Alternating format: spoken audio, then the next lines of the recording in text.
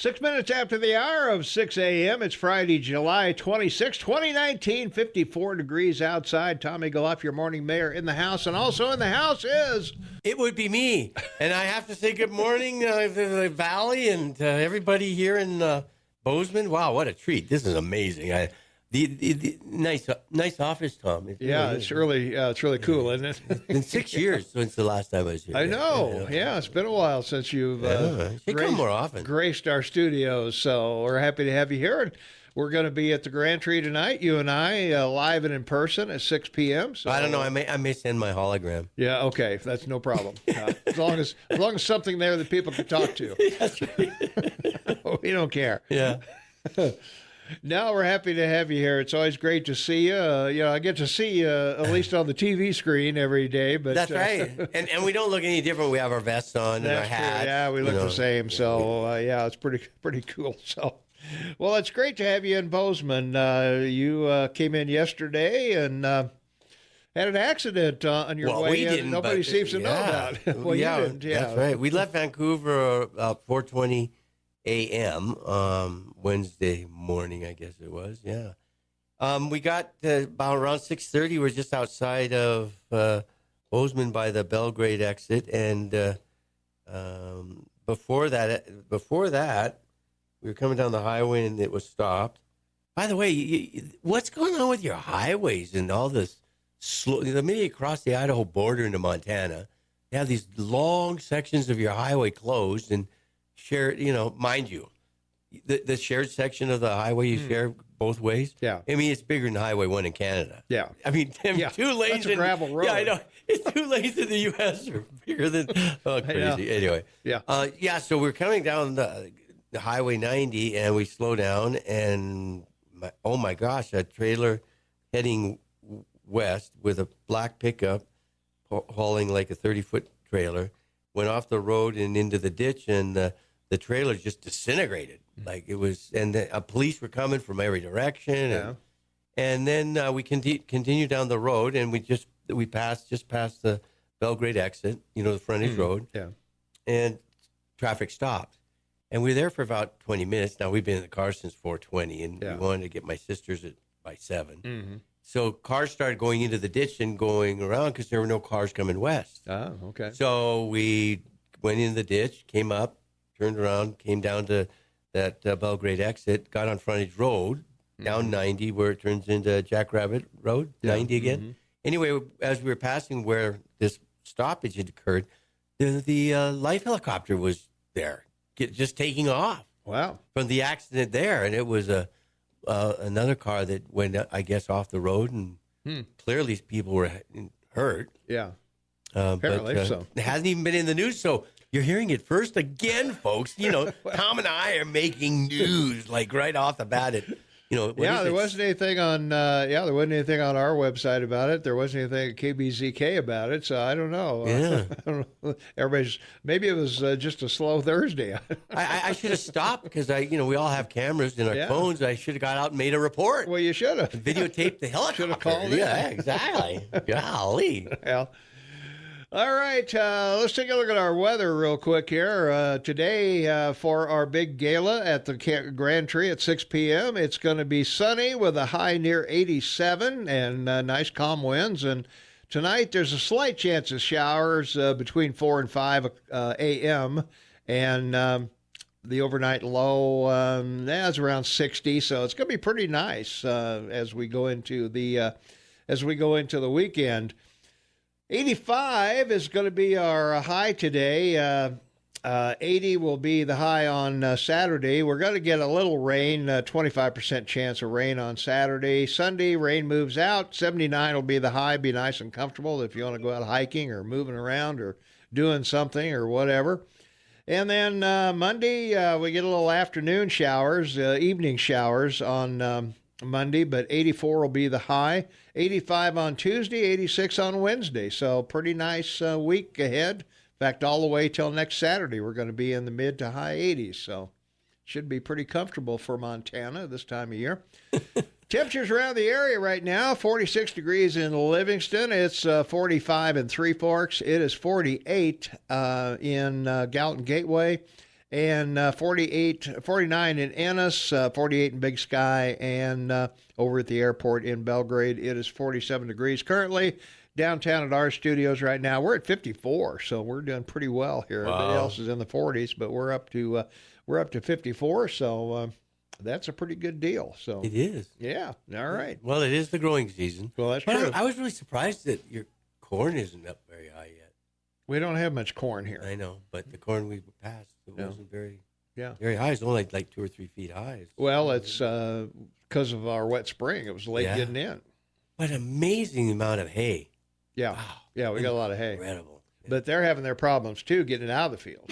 Yeah, I know. Because it's wet. Because you it's know. been wet. Yeah, Yeah. they see that it's clearly had to dry out. Yeah. Yeah, there was, Can't an have wet article, hay, yeah. there was an article in Livingston paper about that Yeah. the other day.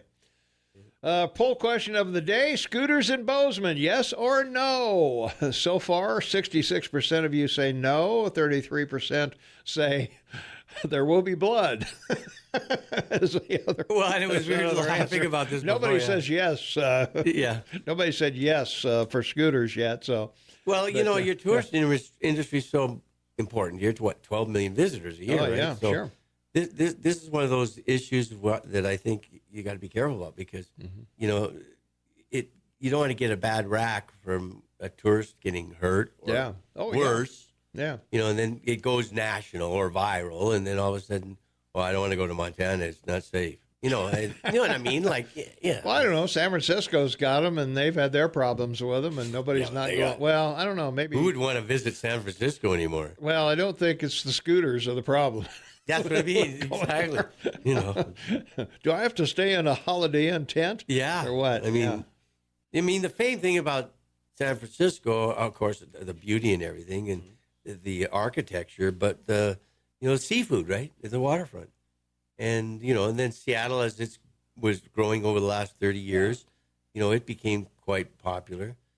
But now, in both cases, with the homeless, it's not one of those issues. I think that as someone visiting, being a tourist, you go to those places and it's alarming. Yeah. Why would anyone go to the Dominican Republic? Can you believe that after these reports? I know. How incredible is that? Why? Tell you, I would set foot anywhere near that place. I don't care if any of these hotel chains gave me 70 or 80% off. I was going to say, I bring my own water and I bring my own booze. Oh, yeah. And my own food. Incredible. I mean, that's really scary. Yeah. I don't know. And then look at Puerto Rico. Well, yeah. Got Oh, the my governor goodness. resigning. Yeah.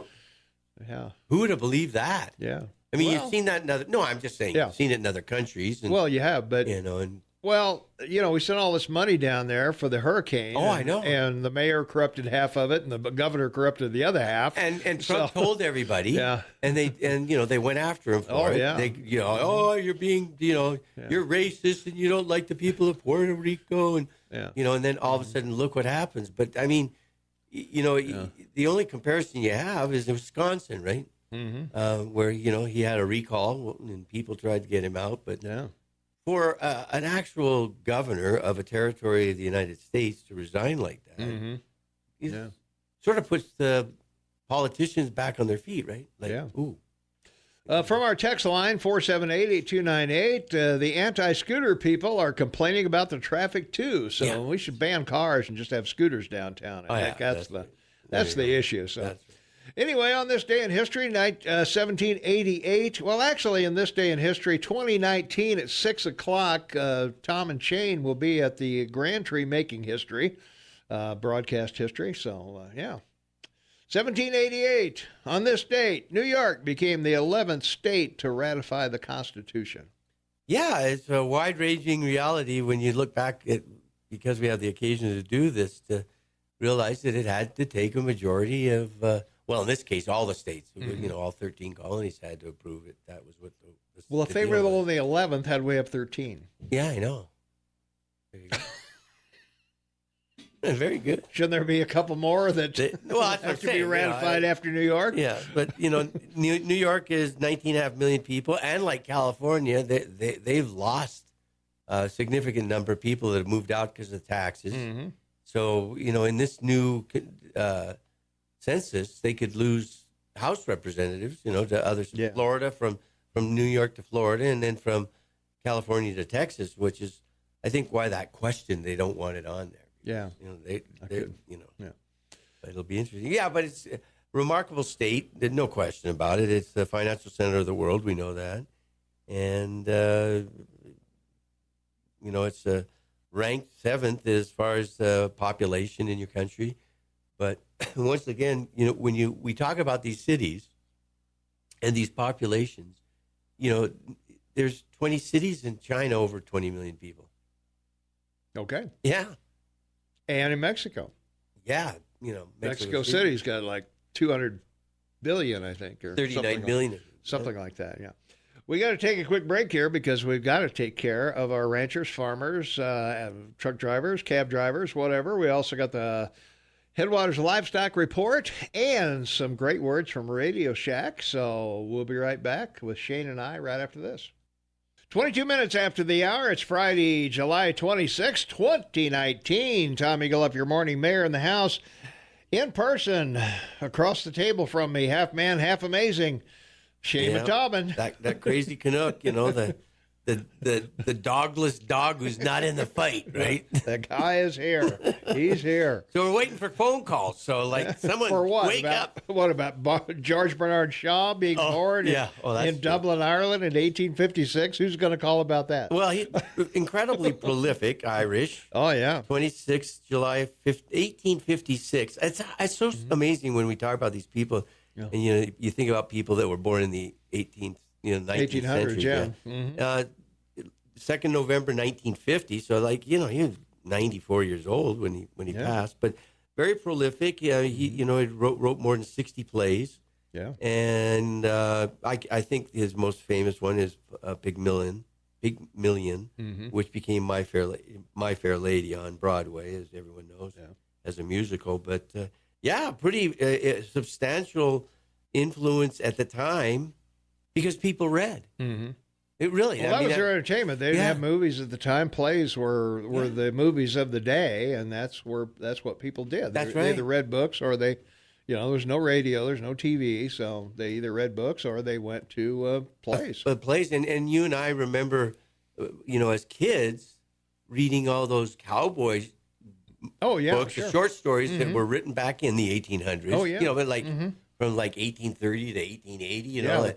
That were cowboy novels. Novels, it's incredible the influence literature has on society. And, of course, today, now, it's really strange, right? Yeah, I spent when I was a kid, every Saturday afternoon, went to the matinees at the... Every Saturday. That was the babysitter. Yeah. Mom would drop me off at the theater there, and I'd be there the whole day watching these 90s. And you'd spend a quarter to go to the show and get popcorn and a pop and candy, and it was pretty great. They even had soda in glass bottles. I know. Yeah, that was great. Think of that today. The big curtains, the big stages. The curtain came by. And, like our...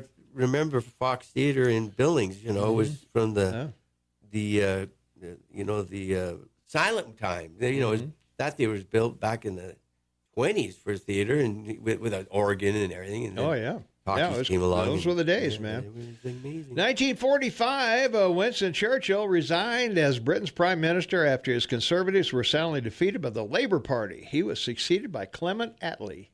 Yeah, one of those amazing political transitions that happens. War hero and see you later. I mean, and the amazing thing about Churchill of all of his things was, in the Second Boer War, he gained fame as a war correspondent and writing books about the campaigns he was in, and that was it again at the end of the 1800s, right? Yeah. But when you read some of his writings, particularly about what was going to happen and what he expected. And he was dead. I shouldn't use the word, but he was right on. Mm-hmm. Yeah, he was. He would use an American expression, not a British one. Right, yeah. But, I mean, probably as a statesman, which there aren't many these days, right? Mm-hmm. But certainly in the last 100 years, he's got to be in the top 5. I would say so for, his whole history before is failures. Oh yeah, it's incredible. Yeah, You know, I mean, the guy's failed at everything he's ever done. Right. I mean, if you want to point to, if you want a comparison of Trump and Winston, yeah, they're pretty like pretty Lincoln. close, yeah. Lincoln failed all over the place. Lincoln went bankrupt twice, and he Mm-hmm. never got elected to Congress. Yeah, He ran for Congress three times, three or four times, yeah. 3 or 4 times, and then he decided to go to the convention in New York to make a speech, and There you are. they nominated him. You're president. Yeah. Just And then the Civil War started. Yeah. Before he took oath. I know. I mean, talk about a transition. Wow. On the job training. Yeah. Exactly. Well, speaking of on the job training, 1947, President Harry S. Truman, who succeeded FDR when he died, obviously, 2 years earlier, signed the National Security Act, creating the Department of Defense, the National Security Council, the Central Intelligence Agency, and the Joint Chiefs of Staff. This was a guy that was a busy president. He was busy, yeah. For one. Yeah. So he did a lot of stuff. He did. And, he was FDR's choice for a fourth term because the vice president he had at the time, at the end of the war, they were concerned was a spy for Stalin. Like there's all kinds of stuff happening. But sounds familiar. Yeah, to me. exactly. I don't know. It's so funny. But the incredible thing is, the McCarthyism, Truman went through. Hiroshima and Nagasaki issue at the end of the war, he went through. Yeah. The Korean War. Mm-hmm. And then, when we've talked about this before, building the Pentagon didn't start until 1944. Yeah. Like during the middle of the war. And then, 3 years later, he sets up the Department of Defense. Yeah. Because up until then, they'd been independent. They were the Army, the War Department. War Department. They called them the War Department, not the Department of Defense. Defense. And as you said, the CIA, how scary is that? Mm-hmm. He set up. And then, the Joint Chiefs of Staff, which, that's what Eisenhower spoke to about the industrial military complex.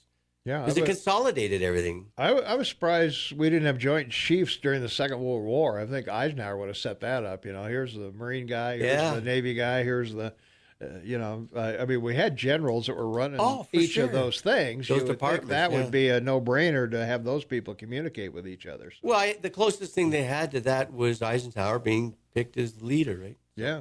All right. Eisenhower. Sorry. I was going to say, you heard the music, right? Yeah. I don't know if you hear the music in Vancouver, do you? Do you hear it? No. Yeah, I was going to say, I don't think you do because it doesn't go on the recording, so you don't hear it, yeah. The music's playing, Tom. I know it is. Okay. See right here? Yeah, I can see that. See the time I've got? I'm looking at the clock on the wall. I've got just enough time to tell you that at 6 p.m. tonight, we're going to be at the Grand Tree Live, you and I. We hope everybody will turn out. Hey, it's not too late to RSVP if you're going to be there. We want to make sure we got adequate seating for everybody. Go to KMMSAM.com, look on the What's Hot bar, and click on an Evening with Tom and Shane. You can register there or on your smartphone at AM 1450 KMMS, or give us a call if you're not computerized. We just need a count, and we'll be right back. 24 minutes for the top of the hour. It's Friday, July 26, 2019, 54 degrees outside. Tom Eagleoff, your morning mayor, and half man, half amazing Shane Montalban in the house with me, live and in person. And this is the KMMS Morning Soapbox with Tom and Shane, both here in person. So. Yeah, and I just want to make a comment about this evening for everybody out there. This sort of came about because July 31st is my sister's 70th birthday, so she's having a family gathering tomorrow. Yeah. And I told Tom a couple months ago I was coming down and, I was hoping to do an in-house participation. Yeah. But, we thought this would be a great opportunity for everyone to meet each other because, you guys have all been calling in, you've been loyal. And I think it'll be really great that everyone has the opportunity to meet and greet, not just Tom and me, but each other. And we need the RSVP because, we're both on pensions, guys, just like you. And, so we're covering this thing. Yeah, we're footing the bill. Yeah, we're footing the bill. So we don't want to. We don't want to run out of food. We don't want to run out of seats. And we don't want to have too much food that we can't, not pay for, right? Like, because we have to pay up front for it. So. That's right. Let's take a phone call. 522-TALK is the number, 522-8255.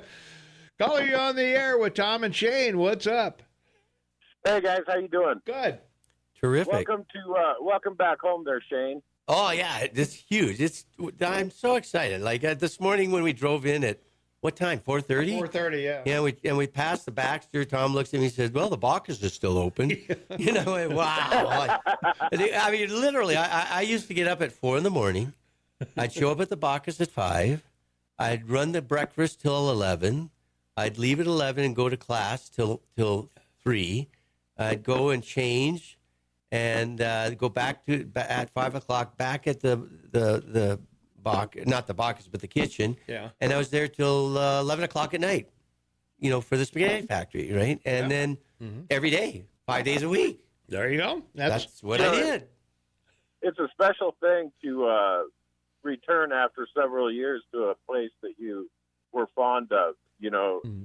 Well, it's very kind of you to say several years, but this is decades. Right, but you know what I mean. And then when you come back, it's just kind of a neat feeling, you know. All the memories flood back. Oh yeah, and stuff it like is. that. Yeah.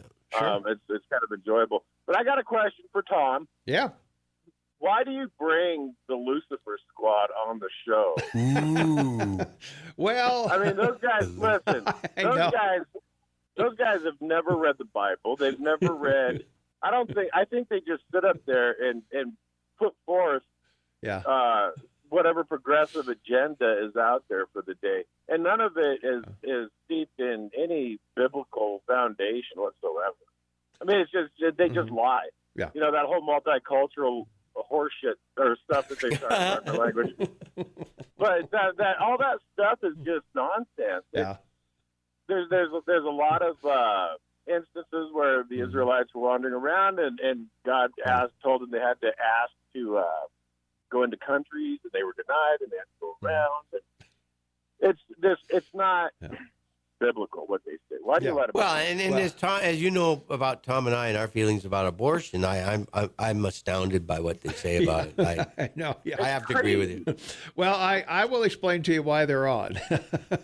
And I sort of inherited from Chris. Chris was, of course, as you know, quite a liberal, and he found these folks. They are the they were, I forget what the name of the group is, but anyway, he originally brought them on, and I kind of inherited them. Well, Dominic inherited them too, and Dominic had a ball with them, and I agree with you that they're liberal. They their views are about as far south of conservative radio as you'll find. But the one thing that they do is they light up the text lines and they light up the phone lines. And I mean, people do listen to them. I mean, people don't like the message, but they sit out there, they get emotional, and that's what makes good radio. Yeah, that's true. That is. If you agree, if you agreed, if they came in here and just read the Bible, everybody would be at XL Country,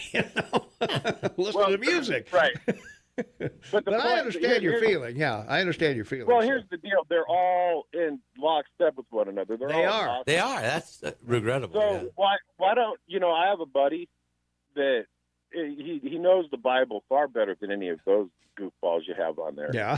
And I want to text you his number. Can I text you his name and number? And will you give him a call and have him come on during your God Squad hour? Well, because they may not like it. I don't know. well, he can call in. There would be a balance. Yeah, there would be a balance. He can call in. Sure. Yeah. Well, yeah. Go ahead. Go ahead and text me his info. And we'll certainly talk to him. Or better yet, come tonight and bring the number. Yeah, there you are. Come tonight and bring the number. Well, and actually, I really can't tonight because I've got to go to Lewistown after work. Yeah, you've told us. I'm being facetious. Yeah. Well, but no, I mean, I would like to come and meet you, Shane. But what I'm going to do is I'm going to drive up to Canada and meet you. Yeah, there you are. Hey, come fishing, baby. We got a coho run and Pink's running this year of a big magnitude. The salmon may be back real big, so that'll be great. All right, so I'm going to call my buddy and see if it's okay if I give you his number, and then I'm going to text it to you, and you get a hold of him, okay? All right, we'll do. All right, hey, thanks for the call. All right, Yep. Appreciate it. We got to take a quick break. We'll be right back. 16 minutes for the top of the hour. Shane Montalban live and in person, half man, half amazing. In the studio with me, Tom Eagle, your morning mayor. Welcome to the KMMS Morning Show with Tom and Shane. And we've got a caller waiting on the line, so let's go to the phones. 522-TALK is the number. Caller, you are on the air. Hey, I like your last caller's suggestion. Yes. But mine is a little bit different. Okay. Let's get a different variety. Still have the God Squad, but go to get different ones every week. Different pastors or rabbis or whatever. There's a lot of churches around this area, right? Oh, sure. Yeah. Okay. But wouldn't that be interesting to get a little bit different view? Well, since they're on only once a month, that might be possible to do something like that, because I wouldn't have to get them every week and different ones every week, which would be kind of, would be tough to do. But maybe once a month, we might explore that. Have a different a group of, God Squads every time you have it, Yeah. Well, it's not the same people all the time. They do switch out, but they're all of a like mind. Right.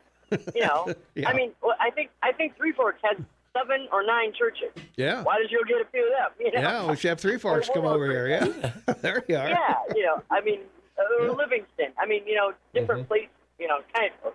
Yeah. I think that'd be kind of fun. All right. Hey, thanks for the suggestion. All right. Okay. Take it easy. It's probably a good idea because they're all marketing, right? I mean, they all want to build their their assemblies. So I mean, getting them on the radio would be great for their churches. Right? Yeah. Let's see from our text line 478-8298. As soon as the Interfaith Council comes on, I turn to the Eagle. So there you are. There you go. That's right.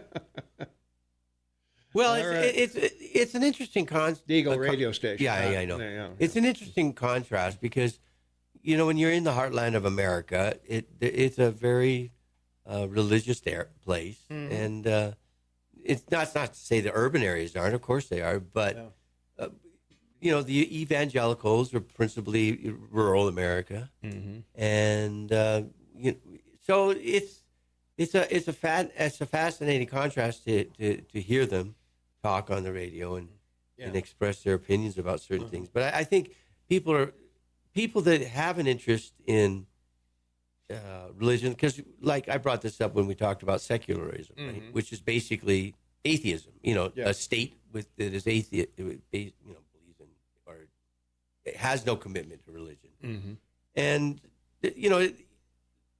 all the polls, because everyone talks about polls in your country, there's a significant number of Americans that do have a religious belief, and even more with a religious faith, like you and I. And sure. So it's sort of an important thing. I think it can be a great program. Well, I think and that's why we've kind of kept it. I think Dominic kept it for that reason too. Yeah. That it was, it's controversial. Being a conservative radio station, which we are. There's no way to put it any dress that up. Well, most talk radio is, right? Yeah. Well, most successful talk radio is anyway. Put it that way. That have loyal listeners. Yeah, right. But I remember we on Saturdays we used to have Dead Rock Dave and Lady Di. Dead Rock Dave and Lady Di, who were diehard. They were Obama no matter what. To the core, of course.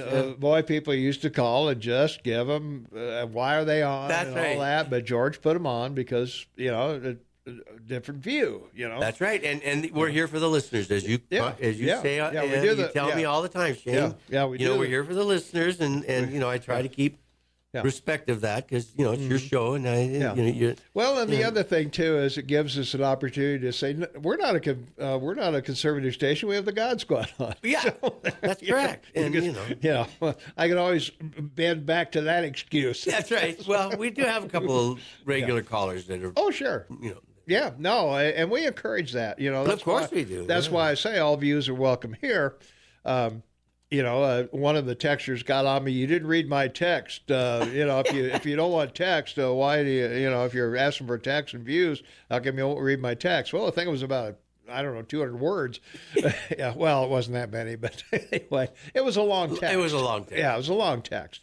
And with 4 people here and getting all of them to express their views is, you want to be fair to everybody. But and props go out to the righteous eagle man, as I call him, because, he's the one who's brought this show into the 21st century, and he's updated the social networking. He's provided the opportunity for people to email, for people to text. I mean, and it's not easy producing the show where he's sitting, and then he's got his computer on, and he's trying to look at information over here, and then he's looking at the texts over here, and the email. Come on, this is a multitasker, all right? I am a multitasker. Yeah. Let's take a phone call. 522-TALK is the number. Caller, you are on the Morning Soapbox with Tom and Shane. What's up? Hey, happy Friday to everybody. Yeah, what's going on? Hey, there's a quote that I read a couple of months ago from this guy that was a lawyer in the United States. I believe he was a Southern lawyer back in the mid-1800s. And he said, "I've never learned anything from a man who agreed with me." Yeah, there you are. Yeah, I believe that's right. Yeah. But, if you're if you're the smartest person in the room, find another room. Yes. And you can't get to be a better athlete unless you play against people that are better than you, right? That's right. That's exactly right. And, here's another one. If you can't spot the sucker at the poker table, you shouldn't be playing cards. Yeah. Exactly. Hey, you guys, good luck tonight with your event. I hope it goes well, and have a nice weekend. You too. Have a terrific. It's going to be good weather, so enjoy. Yeah, thanks a lot. All right, we'll take another 1 minute break. Only 1 minute? 1 minute. I can breathe within 1 minute. You can, yeah. I can take a couple breaths. All right, we'll be right back. 8 minutes before the top of the hour. It is Friday, July 26, 2019, 55 degrees outside. Shane Montalban live and in person in studio. Yeah, I am alive. Half man, half amazing. And I am half man because I want you to know, folks, especially the older folks out there that we really depend on. Mm-hmm. Look, if you get a summer cold and you start getting congestion, go to your doctor because, boy, I'll tell you, I almost didn't get here because I was foolish and got a summer cold 3 weeks ago, and it turned into a massive infection. So, yeah. And it's hard to get anything from a doctor in Canada. So, especially. We could do the whole show on healthcare in Canada. if anybody has any questions about healthcare in Canada, by all means. I mean, we talk. Yeah, we've talked about antibiotics for 5 years about, too many antibiotics. Right, yeah. Well, the Canadian medical system is taking it literally, so they don't want to give any antibiotics, right? All right. Well, let's see. Continuing on with this day in history, 1948, President Harry Truman signed executive orders prohibiting discrimination in the U.S. Armed Forces and the federal government. And that was quite a deal in 1948 because, the Civil War was not that long ago. Well, not only that, but the African Americans in your country that did, and there are a lot. I mean, we're talking millions. Oh, yeah. That went to Europe and the Pacific to fight. Mm-hmm. In particularly in Europe against Hitler, who was obviously a racist. Right. Yeah. And they went, and here they were segregated. FDR. They have their own companies, their own squads. He sent them off to fight in foreign lands, segregated. And I don't get the Democratic Party. Clearly, FDR was a segregationist, right? Yeah. He was for sure. Yeah. But anyway. But yeah. Well, even in it was really funny because when I was in Vietnam, the guy who had the bunk next to me was a guy named Vernon Massey, who was a black guy, and he was a lifer. He'd been in forever. And where was he from? Do you know? I don't remember where he was from, but anyway.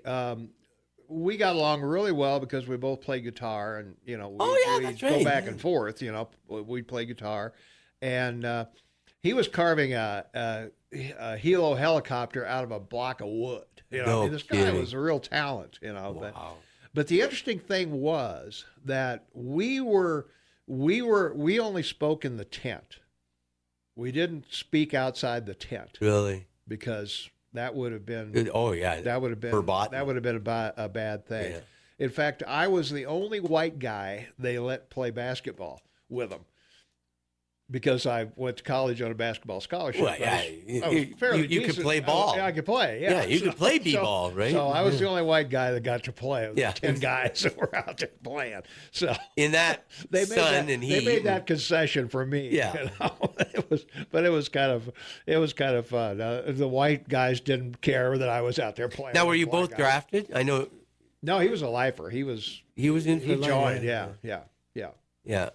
Well, that's the amazing thing about your military. I mean, the volunteer side of it is the benefits for people, for education, and being in for a lifer. It is pretty significant because the benefits are pretty good. If you're in for 25 years, they take care of you as a retired vet. They do it. They do.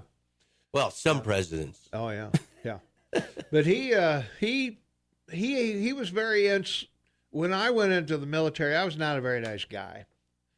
You weren't? I weren't. No, I was always in trouble as a kid. I mean, the cops were at the house all the time, and Okay, now remember, folks, this is before high school and after college. We don't talk about high school or college, right? Right. We've agreed. Okay. Somewhere in there. Yeah, exactly. Somewhere in there.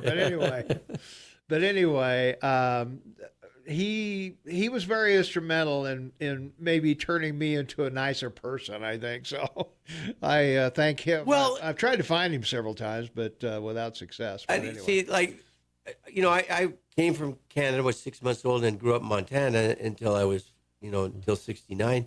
And I'd only once in my life when an African American family moved in down at Beth Drive in Billings, I'd never seen an African American. Yeah. Because there weren't many on television, right? No, there were. Yeah. And there were entertainers, and you saw them on album covers and stuff like that. Yeah. But I'm only saying that as a historical reference. It's it's one of those things. Literally as a child, I think it was 10 and 11 years old, 65 or 60, they moved in. Yeah.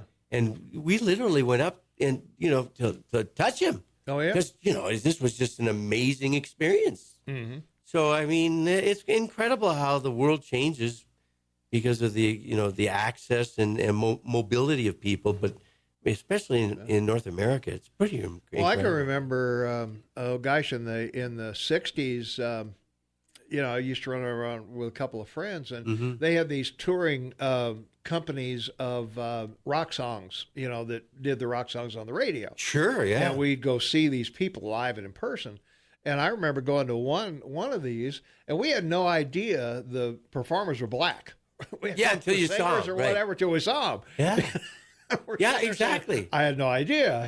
Here they are, and we just took it as music, and we just assumed. And I remember I went to we had a basketball tournament in high school at Pontiac, where the prison is in Illinois. And my only experience with prison was the James Cagney movies, where everybody in the prison was white. That's right. And we walked into this prison, and almost everybody in there was black. And I have to correct myself because now that I'm thinking about it, the only show on television that I remember as a kid that did have African Americans was Ed Sullivan. Yeah. Because they were entertainers. Yeah. I remember Four Tops, Diana Ross and the Four Tops. Yeah, Four Seasons. Yeah, Four Seasons. Yeah. Well, they weren't black. No, but I'm just saying that music was Four definitely Tops, people like that. Yeah. Aretha Franklin. Wow, what an amazing singer. Yeah, she was pretty cool. From our text line 478-8298 concerning your show yesterday, particularly the rabbi, I can't learn anything from a person who doesn't have their facts right. Well, as far as the rabbi is concerned, if and this will be interesting news to you. Yeah. If in January he is gonna run for office, so is he really? So he can't be on the air anymore if he's running for office. So in January, he's going to run for the legislature. I know. I hear. Can you hear it, Tom? I hear the music. I hear the music. Okay. Yeah, I got it going. Yeah. We're watching the clock very closely, folks. Yeah, okay. Very keen to this. Yeah. And all right. All right. Hey, we'll be back. We got a phone call, and I would give them to you, but you're here. I'm here, so I can't talk to him. Yeah. Okay. Be All right. patient, caller. We'll answer the phone off the air here. So, all right. We got to duck out of here. We'll be right back. Hey, don't forget, 6 o'clock tonight at the Grand Tree, the Highlight Room. Shane and I live and in person. Come on out and see us. Well, both the boys are back in town today. Yeah. What can I tell you? Shane Montalban live in the studio today, live and in person. Half man, half amazing. Tom Eagleoff, your morning mayor in the house, and we welcome you to the KMMS Morning Soapbox with Tom and Shane.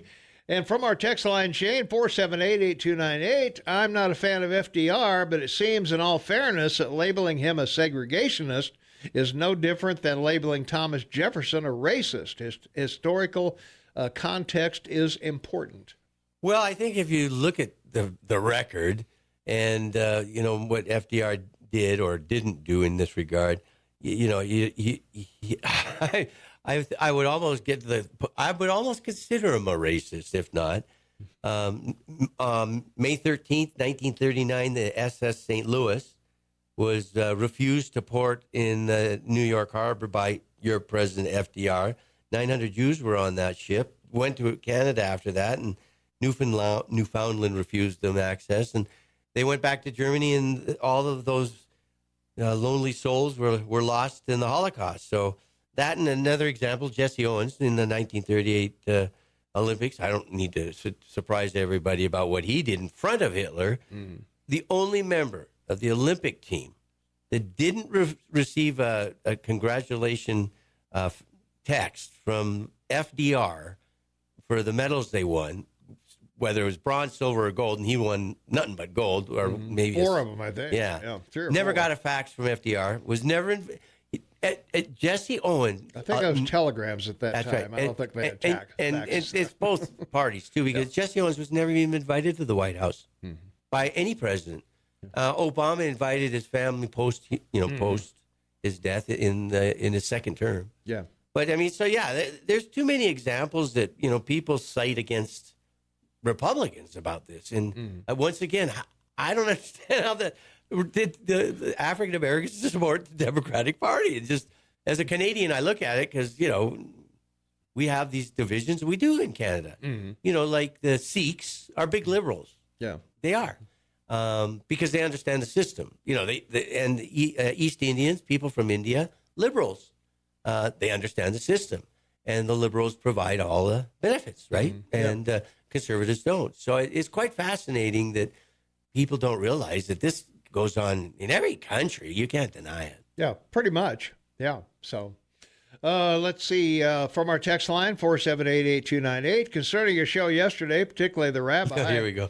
I can't learn anything from a person who doesn't have his facts right. Well, that's the point. Once you're indoctrinated with a certain viewpoint, I guess, you can't deviate from that viewpoint, mostly because you'll be ostracized by the people that you're associated with. You're associated with. So, all right, well, let's take a phone call. 522-TALK is the number, 522-8255. Call you on the Morning Soapbox with Tom and Shane. What's up? This is Clint. Hey, Clint, how you doing? Morning, Shane. Good morning, good sir. Thank you for calling in. Looking forward to meeting you this evening. Yes, you will meet me this evening. And I was just wondering how your drive was. Well, I sort of spoke about to it this morning in the first block about at the end, the last 40 minutes, what we've ran into, but other than that, it's such what a country. We left at 4:20 in the morning. We crossed the border, at the Peace Arch Bridge around 7 o'clock into Seattle, and around Seattle and on to Highway 90 across, Washington. I'll tell you, this demolition squad of the Democratic Party, they need to take a road trip. Seriously. Right. I'll agree there. They're from Minnesota, right? And they're from states far enough from Washington, D.C. Instead of flying over their country, they should drive, because really it's remarkable. Well, I got something to say this morning about what Roosevelt did. And, of course, he turned the Jewish ships around that was carrying the Jewish people. And they also did it in Cuba also. Yep, in Canada too. Yeah, that's right. Yeah. Well, here's something I want to say that nobody talks about. They never talk about how many Russians the German people killed in their gulags, in their concentration camps. It was 25 million that was killed in the concentration camps and in the war. That's right.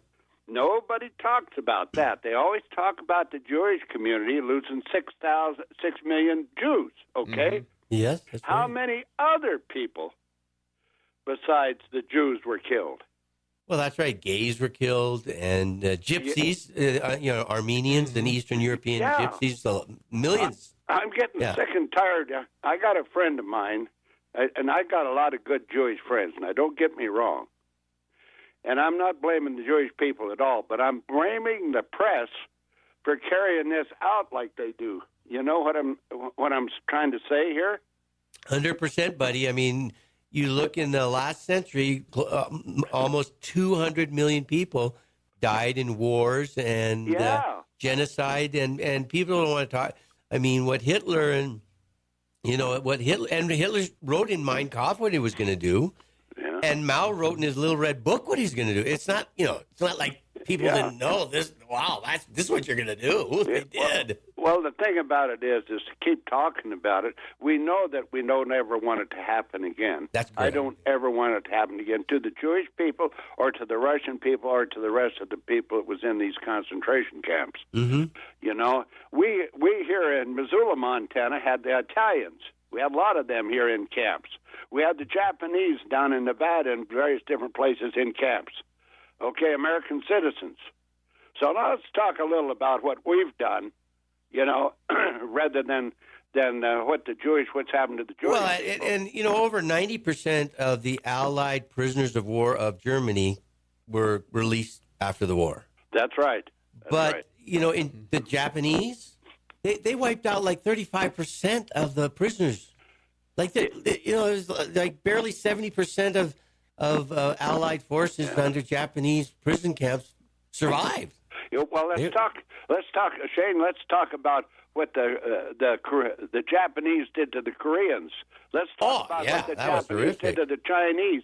How many million Chinese died with the Japs before the war? I mean, they were fighting in China, during the 30s, all the way back. And Chiang Kai-shek was trying to hold them off before Mao came along, and he ended up on Taiwan and the Kuomintang. I mean, the rape of Nanking, 1 million people killed by the Japanese in a single city. Like, there's a lot of history here about what's gone on. You're damn right there is. The thing it is, we allowed the United Nations to be formed, I believe, in 1945 or 48, somewhere in there. Well, 21, they pretty much came together. And the reason being for the United Nations, which I don't agree with today, was to keep peace in the world. Yeah.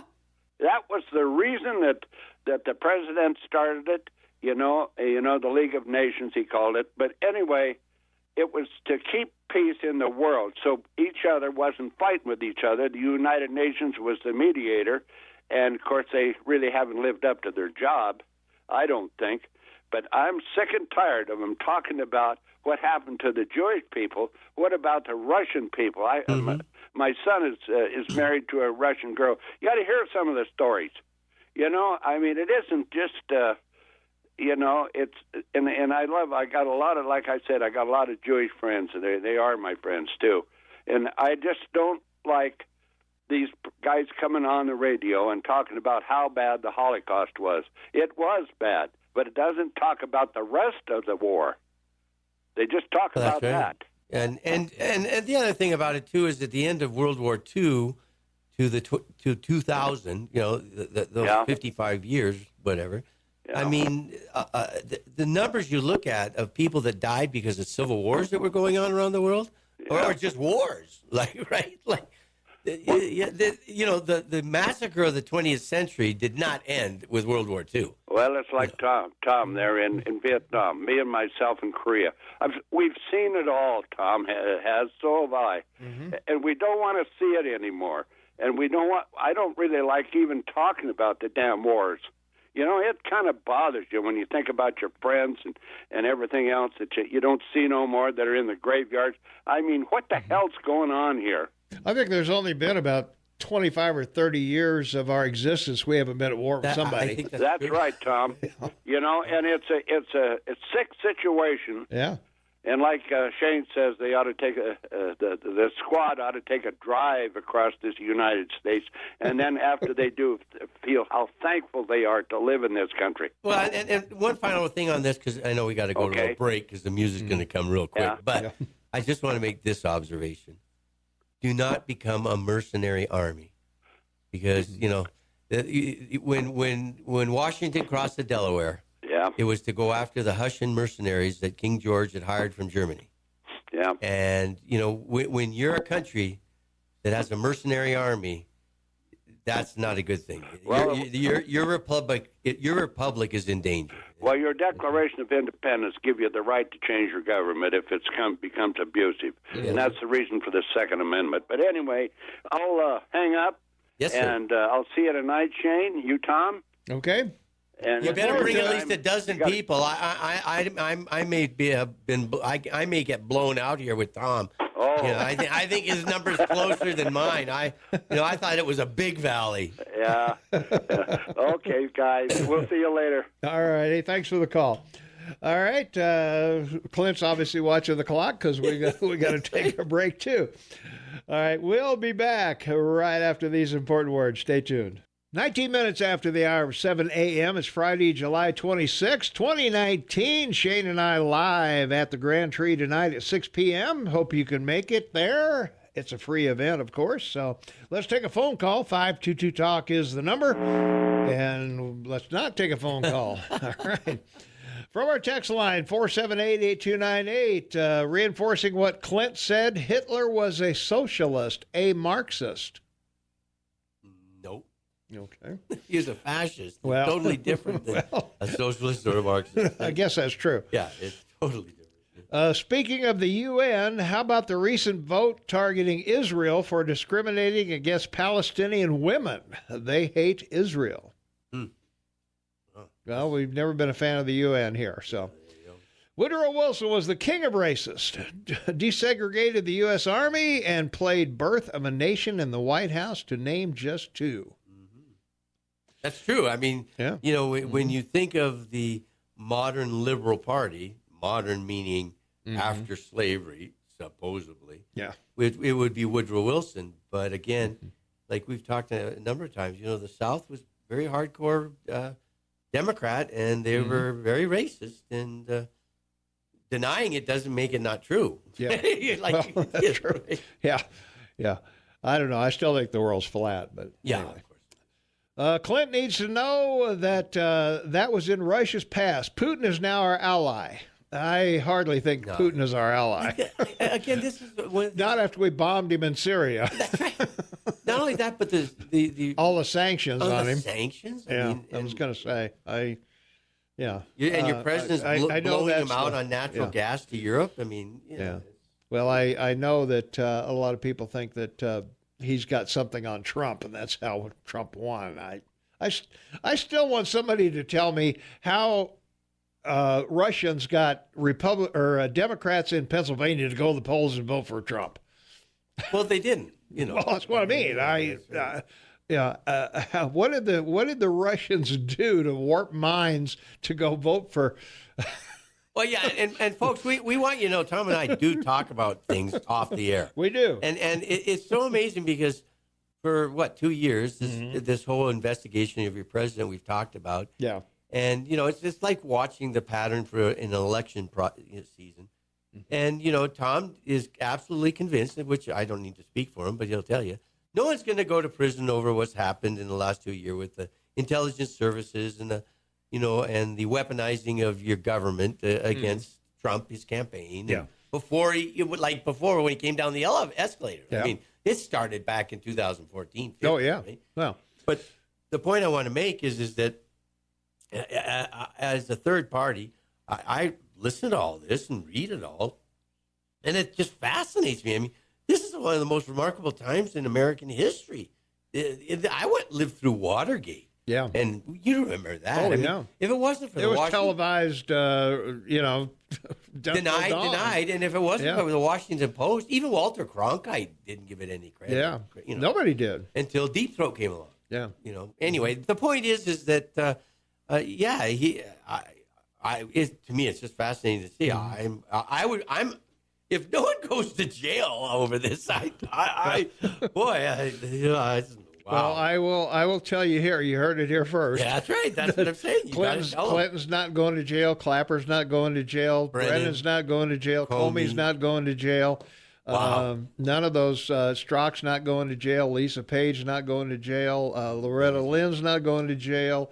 Rice is not going to jail. I mean, nobody's going. Wow. I mean, that's. I don't know. That's the further it gets in the distance, right. Nobody cares. That's right. It's not worth going to court over any of. Well, we've all heard your media use the expression "slippery slope," right? Yep. Oh yeah. So if one person goes to jail, that slope gets steep and slippery, right? Well, but everybody's happy that Manafort went to jail and all these other guys. Cohen went to jail, and even though they're getting a slap on the wrist like 6 months or I don't know, a couple of years or something like that for stuff they didn't do within the government, no less. I mean, that's the other thing that people, I think, don't realize is this stuff was done by themselves, independent of Trump or anybody else. Right. Exactly. It just happened that they showed up there. So let's take a phone call. 522-TALK is the number. Caller, you are on the Morning Soapbox with Tom and Shane. What's up? Julian Assange is going to jail. I'm sorry, who? Julian Assange is going to jail. I think it's the WikiLeaks hack of the Democratic stuff that is the real crime. We don't want to have them repeated. Probably had the biggest effect on them. Well, I don't think he hacked them, but he did end up with the emails and released them. Yeah. He is. Yeah, he did do that. So. And that would be illegal, and if he's charged with it, not with regards to the Panama Papers. He's going to get charged with the other thing. No, guys. Going into the military emails. If a news service receives from a third party information, they can legally print it. Yeah, but he hacked it. It wasn't a news service. He got Podesta's email. He got illegally. No, he says he's got it from a third party. He's never admitted that he hacked it. Yeah, he did. He said Podesta's password was password.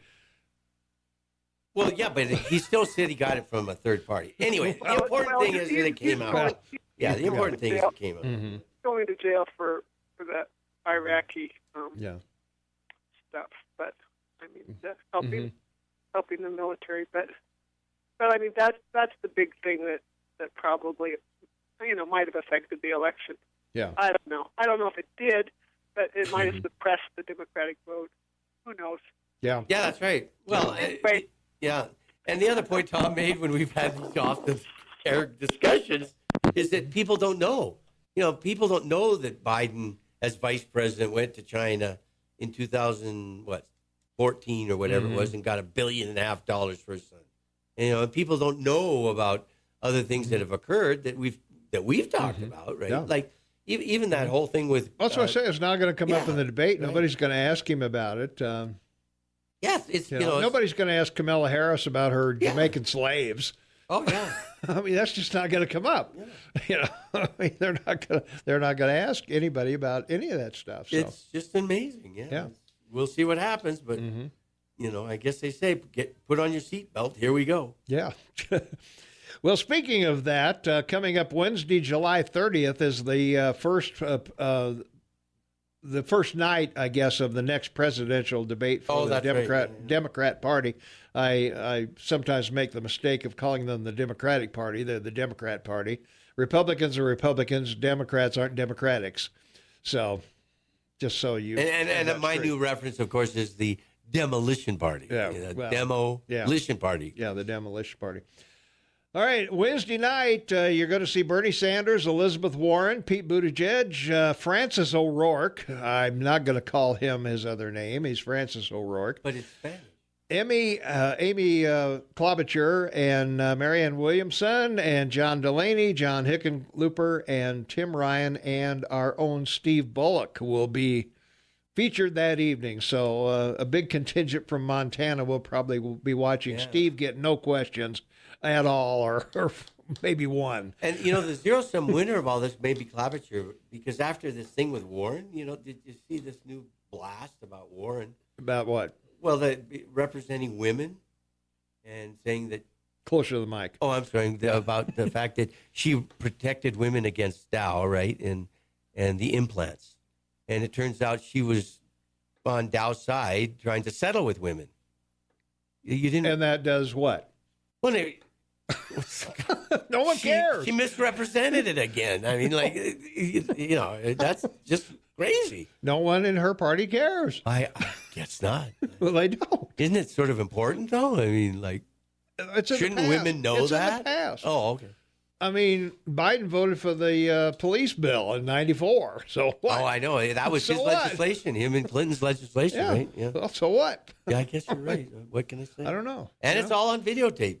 They got video. He hung around with segregationists. Yeah. So what? I'm listening to music now, okay, because I have to be quiet because I make a lot of mistakes.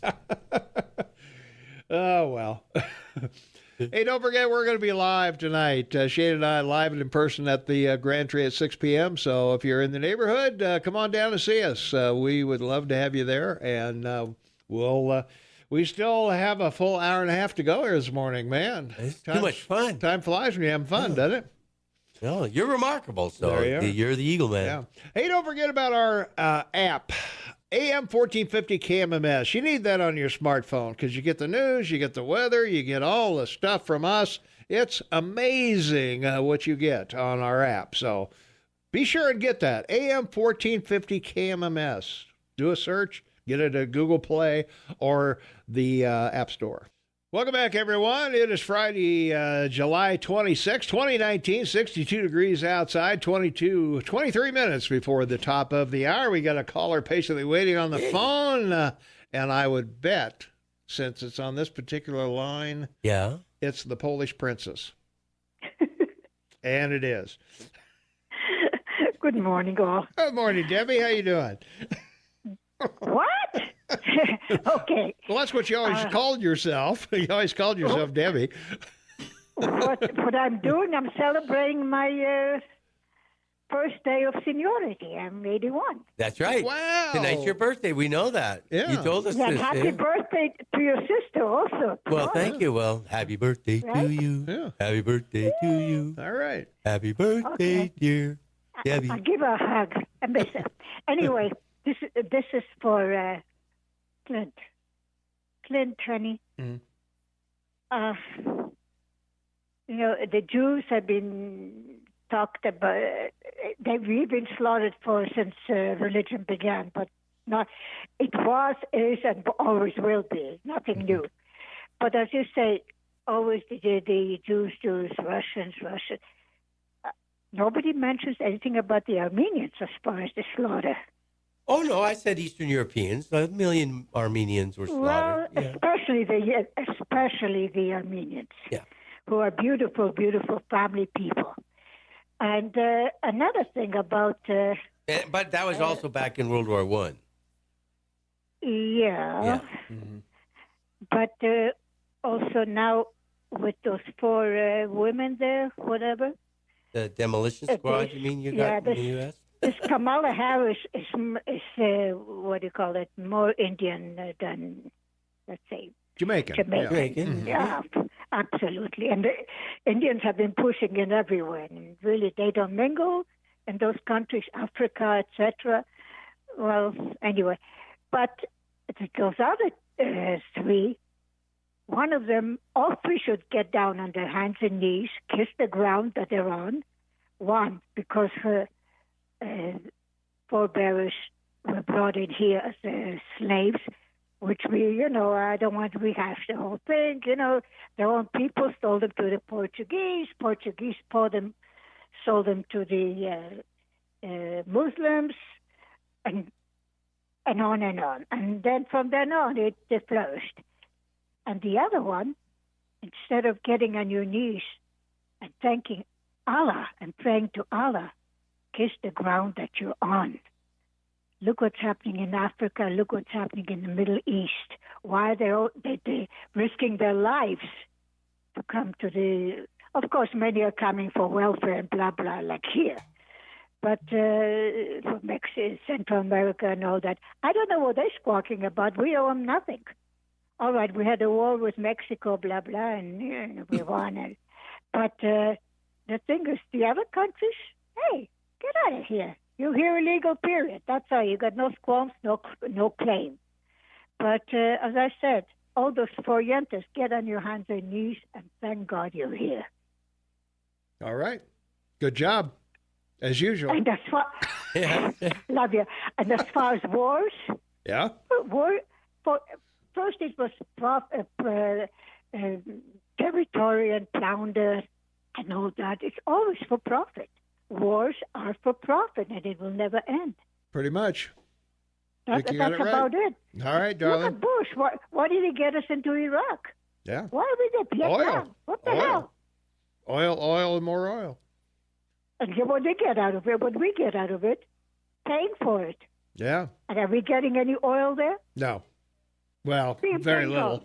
Very little. And Vietnam, we're not getting oil there either. No. So this is for those who are in Washington.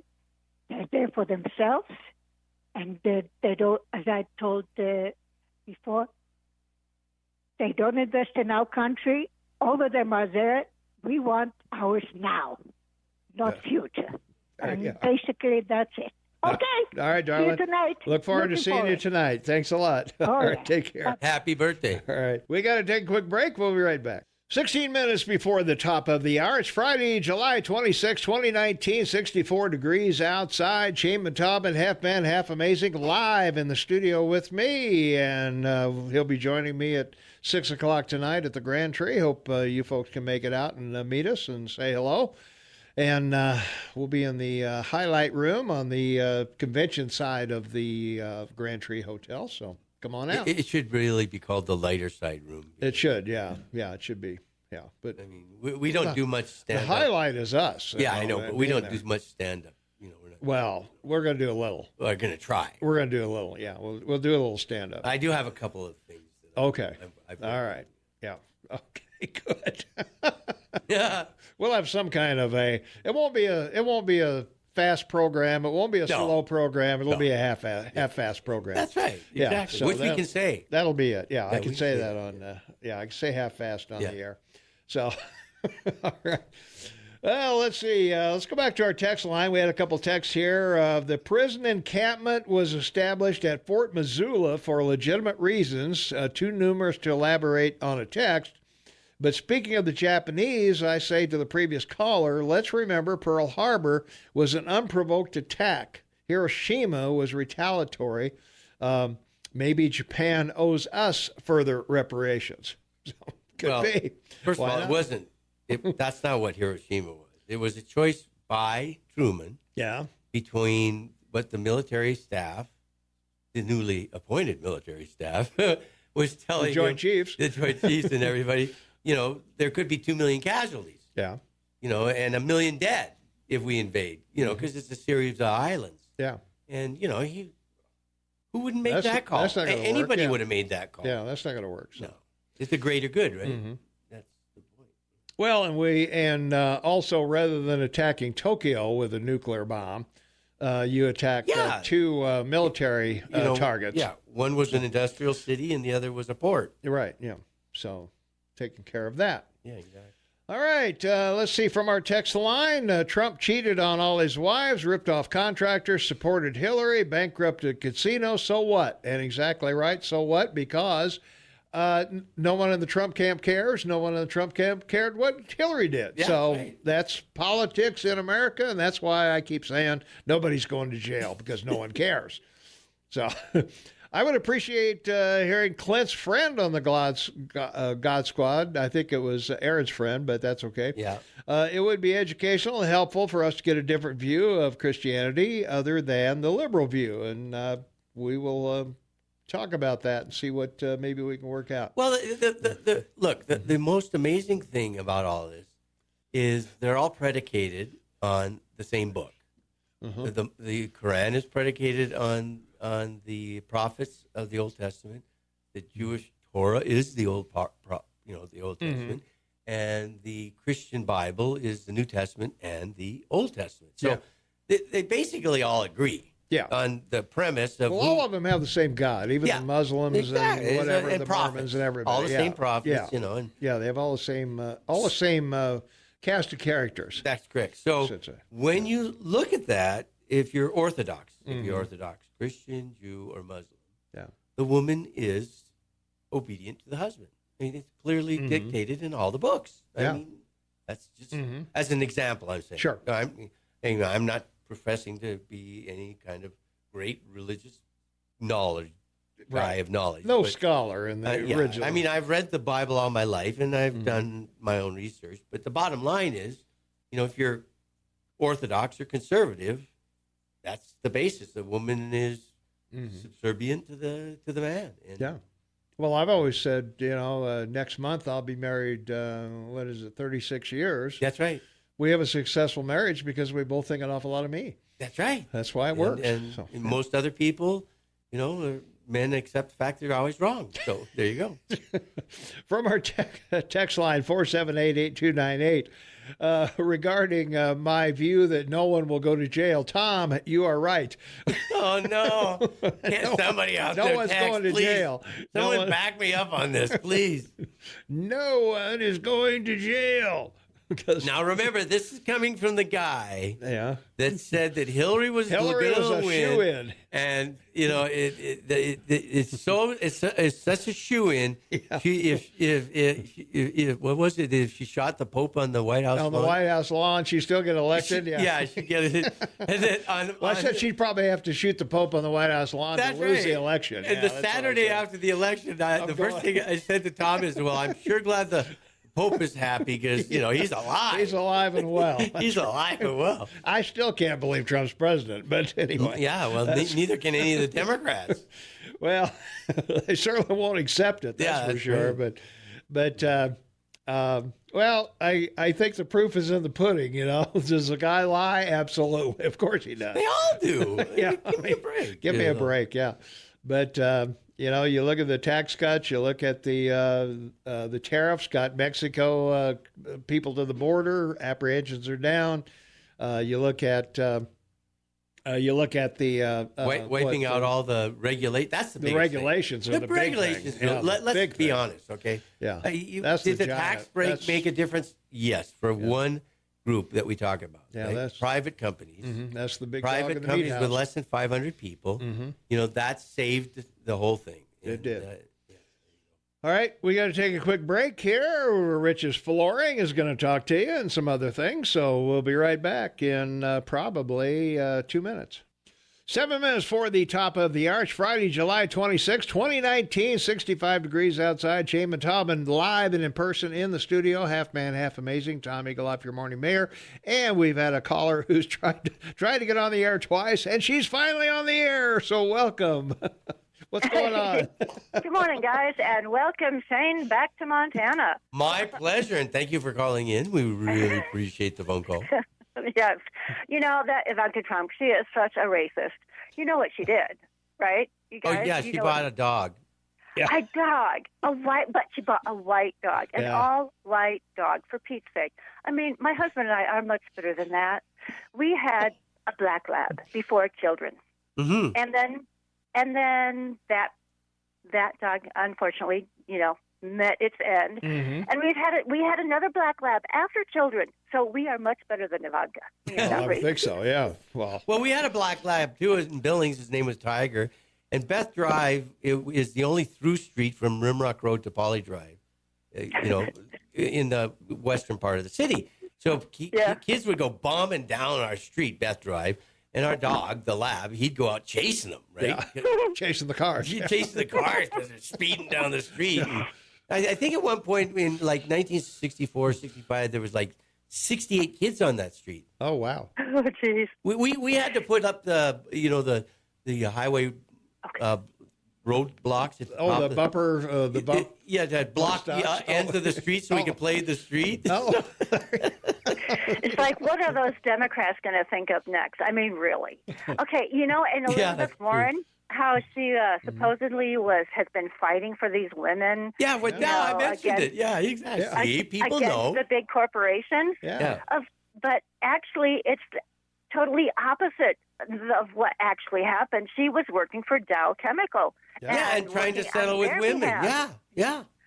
I mean, the lies and the deceit, I mean, hello. She was working for Dow Chemical, representing them. Well, I can't wait. I can't wait for your president to come out and say, I can't call her Pocahontas anymore. Yeah. And the crowd's going to go, why? And he said, because Pocahontas didn't lie. Yeah. Well, and you know what? I mean, she might have had a nosebleed, and then there goes her Indian. Yeah, that's true. I guess. Amazing. Okay, and Tom, this God Squad. Yes. Okay, so in 2 Timothy, I think it's 2:15, it talks about a workman being approved and rightly dividing the word of truth. When you got this God Squad on, for the most part, it sounds like they're just giving their opinions. Why don't you say, hey, can you give me scripture for that? Can you give me chapter and verse for that? True. Yeah, that would be an idea. Yeah, I should do that. Yeah. Because otherwise, and everyone is entitled to their opinion. But if someone is speaking supposedly as a pastor or a rabbi, he should be given chapter and verse from the Torah or from the Pentateuch. I mean, like I said, everyone's entitled to their own opinion. But when you're speaking as a clergy and you're trying to argue on behalf of God, like, why not use his book and his own words? Got it.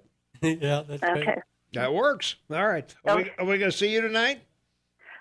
Possibly. Well, possibly. Well, I'll make room for you. I'll save a seat for you. Yeah, exactly. I'm hoping so, but okay, I have good. a lot of work ahead of me before I can get there. Oh, well. Well, you have a great weekend. All right. Hey, thanks for the call.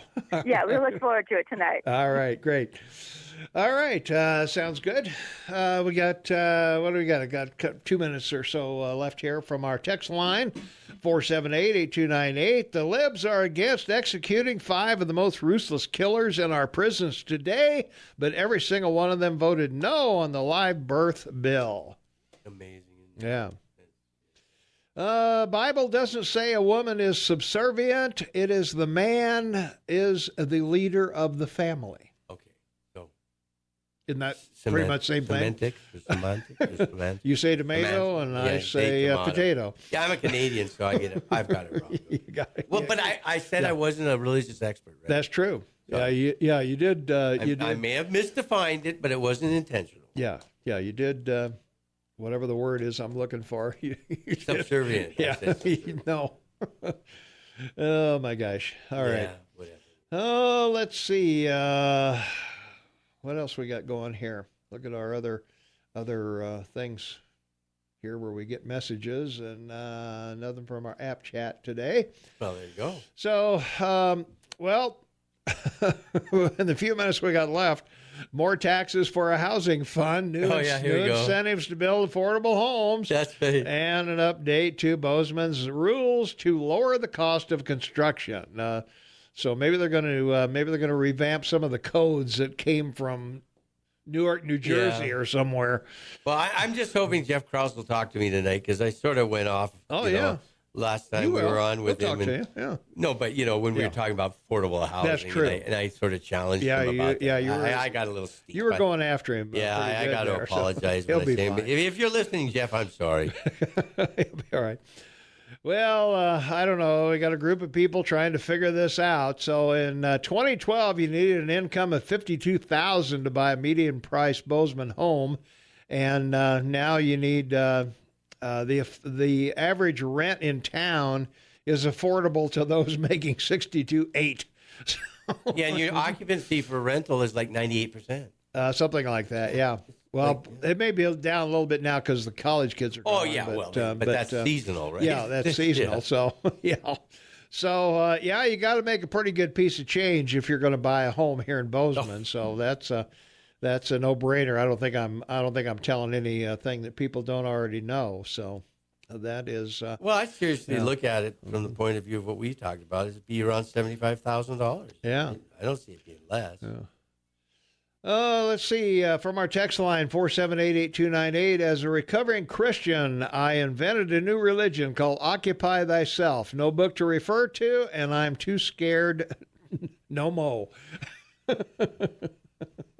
So there you go. I guess that's a good place to end this hour. That and the music. That and the music, yeah.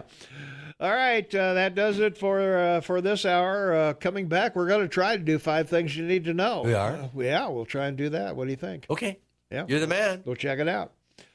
All right, it is Friday, July 26, 2019.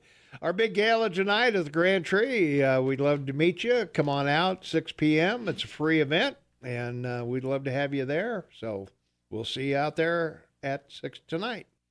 6 minutes after the hour of 8 a.m., it's Friday, July 26, 2019, a day that will live in infamy because Tom and Shane will be at the Grand Tree at 6 o'clock tonight, and we hope you'll join us over there. And 68 degrees outside, and boy, our text line's lighting up, Shane. From our text line, I just put 5 acres on the market, and the house will be for sale next spring, and I am out of here. 30 years, and I have to say goodbye to a home that I paid for, that I raised my daughter in, and put a lot of love. It is heartbreaking, but can't afford to live here any longer. Wow. That's a shame. That's serious. Yeah.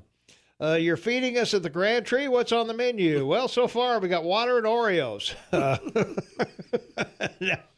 Now we'll have some stuff for you. It'll be a buffet style. It's not going to be a sit down dinner for you. You're not that important. And we're on a pension. That's right. We're on fixed incomes here. So. Yeah, exactly. So yeah, come out, and I'm sure you'll. I picked half healthy and half unhealthy food. Well, don't give it away. Well, because if you give it away, they might not come. So, well, they've got healthy or not healthy. This is bait. We're baiting people. Oh, okay. Okay. Well, yeah. Well, and it's porterhouse and baked potato. That's right. This is a big baiting. There you go. Now there you go. That's right. Yeah. It'll be one porterhouse for all of you. A porterhouse is better than live fish, right? Like right. On the hook. Yeah, we don't want any fish there. So. Yeah. Well, the 5 things you need to know. The Senate Intelligence Committee on Thursday unveiled a report on Russian election interference in the 2016 election based on 200 interviews, 400,000 documents per the committee. And I'm sure they read all 400,000 documents. Well, this is like the 9/11 Commission. Okay, Yeah. So the 9/11 Commission is established. It takes 4 years or whatever. And the principal response in the commission's report is 2 things. The intelligence services failed. The CIA should have known and could have stopped it, and the FBI should have known and could have stopped it. Oh, right. Now, these are the guys telling you that the Russians are going to interfere with your election. Right, yeah. Now, this started back in 2014, because we know that from this whole investigation. Mm-hmm. Well, you've already had one presidential cycle, the Obama one. His second did nothing about it. Mm-hmm. And all the guys involved in this whole thing against Trump did nothing about it. And as Tom says, no one's going to get in any trouble, so no one's going to do anything about it. Well, where's the crime? Well, there isn't. That's the whole point, right? Well, okay, so let's say that Trump picks up the red phone and calls Vladdy. Yeah. Vladdy, can you fix the election for me? And Vladdy says, hey, no problem. I got it covered. Yeah, and as I said to Tom, the biggest worry I would have, because we still use a little golf pencil and paper to vote. Yeah. In our country, like nationally. Right. But, Washington and Oregon are going to allow people to vote online. Well, haven't people been, didn't Facebook just pay a multi-billion-dollar fine because of privacy? So if you're worried about someone interfering, not just the Russians, but the Chinese or some guy in the basement of his mom's house, whatever, right? Yeah. Let people vote online. Oh, this is a great idea. And who's promoting it? Well, the Democrats, of course. Yeah. Well, I wonder what you're going to have to put down when you vote. Obviously, you're going to have to put your name and address and all of that. Are you going to have to put your Social Security number and those things on there as well? Or do you go down and register and then you just get some secret password or something? I'm sorry. They'll use the census as a precedent for saying, you just vote online. You don't have to prove anything. Really? And besides, it's unfair because there's people out there that's voter suppression because they can't afford it. They don't have an ID. They don't have a computer. They don't have an ID. They don't have a driver's license. Yeah, you know the story. Oh yeah. No, we've talked about voter suppression ad nauseum here, and how insulting is it that blacks are too stupid to get an ID? I mean, I can't.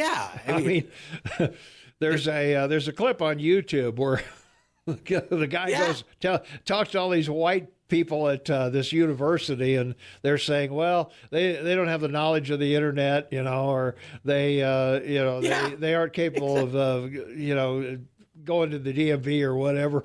They're showing to all these black people. They say, what? Of course I got an ID. That's right. Everybody I know has an ID. And the DMV's down on 64th and 128th or That's wherever right. it is. 240 million eligible voters in your country and 130 million votes. So 110 million people don't vote. Yeah, they just sit around and bitch.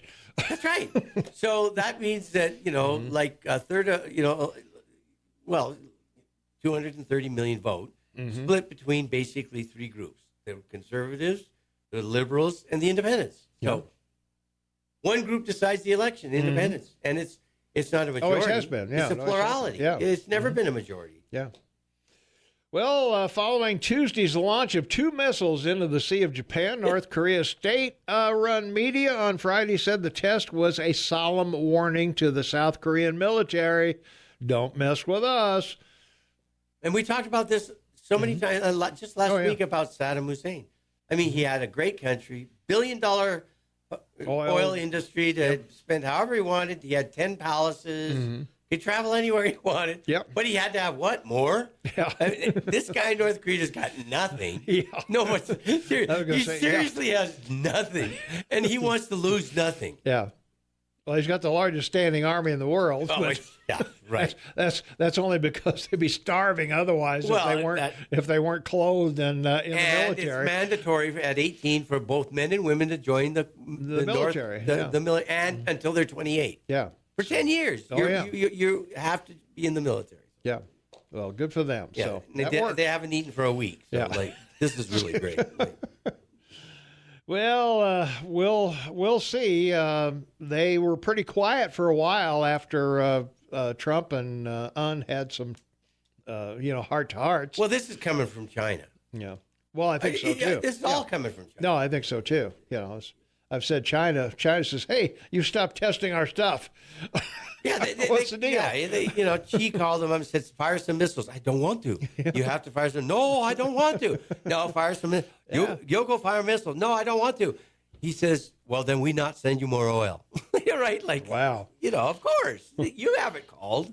Okay. It's all China. North Korea is all China. Well, in Puerto Rico, Wanda Vasquez Garced will step into the governor's after Ricardo bowed out and said goodbye after controversial emails and tweets and it's bigoted the third in line, stuff right? and whatever. Yeah, like the second in line didn't want the job. Yeah. That's pretty funny, isn't it? The alternate, Pence, can you picture Pence saying, let's let Nancy do it. Yeah. What the hell? Yeah, right. Or your lieutenant governor of Montana, because he's running for president, he resigns. Yeah. I don't want the job. I don't want the job. Give it to sales. Serious? Yeah. But you ran in case you had to do that. No, right. I don't want the I don't job. think so. No, I'm not going to do that. No, not going to work. Yeah. Well, I guess I can't believe this budget bill they're trying to pass. I mean, come on. It's over the top. But, once again, as we talked, they've been running the government since Bush Sr., since 90, I think they had one budget during Obama's administration. One only. It was an attempt. Yeah. It didn't go anywhere, and they went back to the. They went back to continuing resolution. Well, I mean, every year the president submits a budget. He's required by law. But then Congress says, forget that. I'm not. They throw it to committees. Not touching that. Yeah. So. But when they need to pass something. Yeah. Boy, they can do it in real big hurry. Look at this. Well, this is beautiful. They always wait till the last minute. At midnight, they're keeping the government open, or they'll shut it down for a few days, and then non-essential personnel stay home. If they're non-essential, why aren't they home all the time? Yeah, but for 30 years we've heard that the only thing that's protected America is a cap on your debt, right? Yeah. Now they've suspended it completely till July 2021. July 2021. So whoever goes in the office next in July or January 2021 will have to deal with it by July. Well, but they can spend money like a drunken sailor till then. Right? No. Or worse, the drunken sailor's wife. Yeah. Well, I don't know. Anyway, the only reason she can spend is because he's drunk, right? Yeah. Well, the bill would raise the debt ceiling by $320 billion for another 2 years, and Republicans made it clear they were unhappy the bill lacked spending cuts they wanted. No kidding. Yeah, right. Heaven forbid we should stop spending. I don't know. Boy, what dummies they must be. Yeah. But I don't know. Anyway, bill passed 284 to 149 with only 65 Republicans joining the Democrat majority. And I'm wondering why 65 crossed the aisle for this fiasco. Well, this is what you call a swamp vote. Apparently. Right? Because, they're when they're bipartisan, it's a swamp vote, right? It has to be. Yeah. It's pretty amazing. Well, he said, Trump said he'll sign the thing if it's passed. I hope the Senate has better ideas than this. But I don't know. Green's resolution for impeachment, went down horrifically. Went down in flames, yeah. And Trump says, well, that was a bipartisan vote. I have to thank the Democrats, right? Mm-hmm. I guess he's going to thank them for this too, right? Yeah. But it's incredible that the Democrats voted. Oh, yeah, I know. I mean, it's a win for Trump, isn't it, in some way? Well, I guess. I don't know. Well, no, because you'd think they'd want to put him in another box about shutting the government down. Politics is a game, right? Well, yeah, this would prevent him from shutting the government down. Right. That's true. But he could do that by vetoing the bill. Well, yeah, a lot of people say he might do. Well, I don't think he will. Hold on, folks. Yeah. From our text line, 478-8298, quoting chapter and verse, Psalm 14:1, the fool said in his heart, there is no God. So if the previous texture doesn't refer to the Torah or the Bible for guidance, what are they relying on except their own jaded experience? All Scripture is given by inspiration of God, 2 Timothy 3:16. That's true. Yeah. There you go. All right, we got to take a quick break. We'll be right back with more Morning Soapbox right after this. Can't or don't want to? Both. Shane's talking to me. I got my headphones on, so I can't hear you. And I said, can't or don't want to? Can't or don't want to. He goes, both. Both, yeah. Can and I don't want to. All right. Hey, welcome to the last segment here, or the last segment and a half, I guess. That's right. Of the Morning Soapbox with Tom and Shane. And a reminder, we will be live at the Grand Tree tonight, both of us in person, if you can make it. We'd like you to RSVP if possible. You can either give us a call right now at 522-TALK and tell us you're coming, or you can go to our website, KMMSAM.com, and click on the look for the What's Hot bar and click on An Evening with Tom and Shane, and you can register there. We just want to know how many people are going to be there so that we can have adequate seating for you and all of that. So we don't want anybody leaning against the wall or sitting on the floor. Yeah, and we don't want people to think that, Tom and I are newest best friends, okay? Because we really don't like each other. Yeah, right? that's true. And so we'll prove that tonight. That's right. Like, this program is like Pelosi and Trump on a radio show. It is, man. Exactly. We're mortal enemies when we're not on the air. There's just, it is not going to work out. No, it won't be good. Yeah. Right, I don't know. Anyway, continuing on, I guess, with the 5 things we need to know. Economy is slowing down, Shane. Slowing down. Well, we'll see on that. But yeah. Well, they're talking about a 2.1 rate for the second quarter. GDP growth. Following a 3.1. So, I don't know. Well, and also, too, there were some bad numbers from a lot of companies this time around. Amazon was good, but Facebook was good, too. Yeah, but we've been warning the marker. The marker is two things. Okay, the first one is the Pelosi and the Democrats refused to pass the new trade agreement between Canada and Mexico. And as we discussed, people say, "What? The Senate just votes on it." Well, they vote to approve it. Yeah. But if it requires funding, the Congress has to fund it, and it requires funding. Yeah, so, from the House. Yeah. From the House. So it's a sticky wicket. Yeah. Number 2, China. And number 3, the EU. Like they're in trouble. Yeah, they're in trouble, and he wants to renegotiate trading agreements on both sides of the world. And until those two things are resolved, what he's done to this point, reduce regulations, the tax cut, and all the other things he has actually accomplished. Yeah, we've got the best economy in the world at the moment. Well, what is it? 600,000 manufacturing jobs? Well, something like that. Yeah, 6 million jobs. I mean, what do they expect from a guy that's had a monkey around his neck for 2 years? I don't know. Well, anyway, the markets are up. You can give us a market report, but the Dow is up, Nasdaq's up, New York Stock Exchange is up. My wife's Facebook is down $2. She'll be unhappy about that. It was almost 210. Now it's 198. Yeah, now she's freaking. You're listening to this because when the stock is down, it's his wife's Facebook. But when Facebook is up, it's my Facebook. My Facebook. Right. Yeah. That's great. It's classic. Yeah, the Dow's up 12, Standard & Poor's. Europe's up marginal, and most exchanges around the world, which, as we've told you, there are a lot of them, are pretty much, nowhere. And Asia, Japan's down, and China's trying to figure out what to do about Hong Kong. So, and commodity prices is, oil is $55.85. And by the way, I have to talk to this because $1.80 is the average across the country for a gallon of gas. Yeah. My gosh, my friend. What a shocker. Crossing the border and buying gas to travel here. I mean, I'm seriously. I mean, we're paying $8 US a gallon. Oh, yeah. In Canada. You think about that. Yeah. Can you imagine if Americans were paying $8 a gallon? Anyway, gold is still $14.15 over 1,400, and government bonds.